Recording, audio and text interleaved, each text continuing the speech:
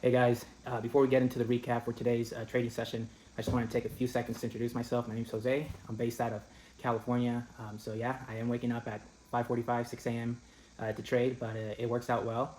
And yeah, I just wanted to say hello. Make sure you guys subscribe. Let me know what you're liking about the videos, what you want to see next, and I'll try to record it and show you guys, some of my strategies, what's my go-to strategy, what you should expect to see in these next couple of videos are little blogs here and there, but mostly just live trading and going over 2 or 3 strategies that I feel like I've mastered in the last few years of trading. So yeah, I hope you guys subscribe and like the content that's being posted. Let me know what else you want to see in the comments of the videos, and I will try to record those. But for now, let's get on to the recap. What's going on, guys? As you guys can see, I'm already in a trade. Couldn't wait too long because the streaming thing was taking a long time to come up, but we're in a trade and this thing is tanking. It's coming down for liquidity fast. All right, we'll take that. Where are we? We are at $450 just using one contract. So currently we have right here, but we also have this. See, divergence. So what can this mean? It could mean two things, and unfortunately it always does. The thing here is, we could be having the bears rest, right, so that it can have strength to push outside, right, and get to the oversold section again, and then rest and continue. But we also have the opposite side of that coin where we have divergence now, right, and that could mean a correction in price as well. So these are the moments where you need to be careful and just sit and watch a little bit more. Wait for confirmation. Now, what is confirmation, right? Confirmation is when price is moving sideways, yet the RSI is moving the opposite direction of the trend. So if the trend is to continue going down, then we need the bears to rest, right? Gather strength. The bulls might be able to overtake it, but we know that they're not strong enough because the price would not be moving up, it's just moving sideways, right? So the bears are resting for another run. In this case, things are looking a little bit different. It looks like the bulls might have it in them, right, for a quick run up. Well, let's see. So we came up. What are we doing now? Are we going sideways? Are we going down? We also have divergence right here. Going down, going up, right?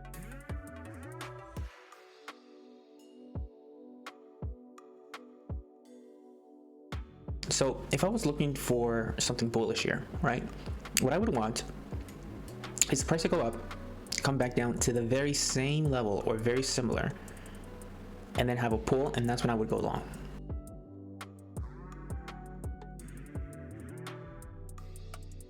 Broke out of that. Again, we're making lower lows, but not exactly lower RSIs, right? What does that mean? It means that we could be due for a reversal soon. Now, the question that some people will have is, why are we trying to catch the reversals? Let's not do that. Let's just go with the trend. And I agree. 80% of the time of my trades, they have to do with following the trend. The other 20% are reversals. I tend to play one contract regardless of what strategy I'm playing. But when playing reversals specifically, I only stay one contract. I don't even allow myself to add. Just one mini contract, and if I'm right, then it'll pay off no matter what, right? But if I'm wrong, I'm glad I didn't use more than one contract. Okay, where are we? 15 minute. We're getting so close to the bottom. Look at this. Actually, we passed the bottom. We could be at the reversal point here, right? Where we have a lower low in price, but a higher RSI, right? So just keep in mind, be mindful of that. Now, another thing to keep in mind when we're taking these trades is that since this is an evaluation account from Apex, you have a trailing threshold or drawdown that follows you whether or not you secure the profit or not, right? So we got to be careful. The best thing I like to do with these eval accounts is make sure that I have a goal and that I don't overtrade. Overtrading can cause you to have some losing trades, obviously. But losing trades are not just losing profit. You're losing space between, you know, your balance and the trailing threshold. So as soon as I make goal, which again, it's $1,000 today, I call it. That's it. I'm done. I try not to open NinjaTrader, and I go on with my day. Look at this. This is what I was talking about. I'm bullish here. I'm gonna try one contract. And just one contract. Again, reversals, you gotta be careful when you play them. The great thing about reversals is that they pay well, right? Because you're catching the bottom of what can be a very big move in the start of a big trend, right? I think that's why there's a lot of reversal trading traders out there, right? And they're always trading the reversal, but they're also, those traders are also some of the traders that blow accounts the most. You know, it's just what it is. But you know, if you get good at it, props to you. If it breaks out of this channel, that's our stop loss right there. I want to break these highs. Come on, break these. There we go.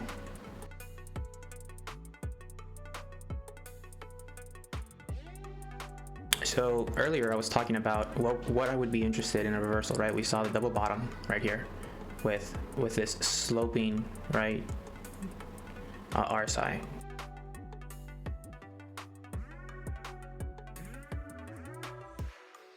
So we're up $200-ish. Let's see, where are we in RSI? Right here.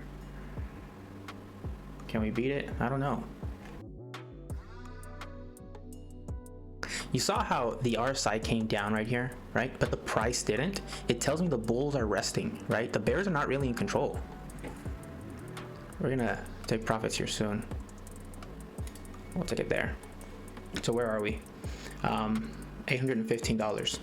Why am I taking profits so soon, Jose? You could have let that thing run. Yeah, I could have. But you know, my goal for these live streams is not just to trade live and for you guys to see it, but to understand my thinking. And also, when you're doing these evals, you really want to secure that profit, right? That's one thing. And then two is, if I only take one trade today, right? I mean, it would be nice. You hear all these traders saying, you just need that one trade a day, you know, to be very profitable. I agree. Before I started this channel, I try to limit myself to 1 or 2 trades, and I can 100%. I agree. But as part of this channel, what I wanted to do is take more than 1 or 2 trades, maybe 3 or 4. That way, you guys can see this repetitive, you know, psychology. Sorry, the mentality that it takes to enter a trade. You know, if you see it multiple times within one sitting, then it just starts to come together. It starts to make sense, right? But if you just see me do 1 trade right now and then we log off, right? You know, it just, I don't know, maybe you'll learn it right away and you'll start applying it. I know that I'm a fast learner, but I know other people take, you know, repetitiveness to learn things. So that's why I'm trying to take 3 to 4 trades a day. So the question, right, was could I have held it? Absolutely. I think we sold somewhere here, right? If we would have waited just a tiny bit more over here, that's easily another $100, easily, right? But we're gonna wait. You know, sometimes if this is in fact a reversal, right? What we'll see is we'll see a trend change, but then we'll also see a pullback before we continue going higher. So keep that in mind as well, right? That's another reason why I wanted to take profit, because I know a pullback could be in order. You see what I'm talking about? Ooh, and that was a fast drop. So you gotta be careful here. But we could also see a fast recovery. So, you know, making that pullback we're talking about. Because we're just stopping out a bunch of guys who finally decided, oh, okay, yeah, this looks like it's going up, right? I hope that person's not you that sees this trend and says like, oh yeah, I'm gonna get in it at the top. No, wait for the trend and wait for a pullback, right? Because we need to get liquidity, right? Now this looks like a complete reversal here, to be honest, but let's wait. Let's see what type of action we have, right? I'm looking for fast moves.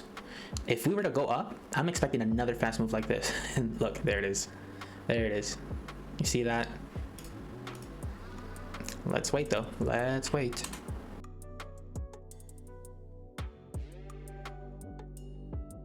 I'm going in with one contract here. I'm thinking we're gonna try to beat this RSI and this one here. So now that I'm in, right, what is my take profit? My take profit is not exactly a price, although I am looking at how much money I'm making because I do have a goal of 1,000, right? Make 1,000 and get out. But my take profit would be when this RSI reaches overbought, right? That tells me the bulls need a rest. So that's when I can get out. I'm gonna add one more contract.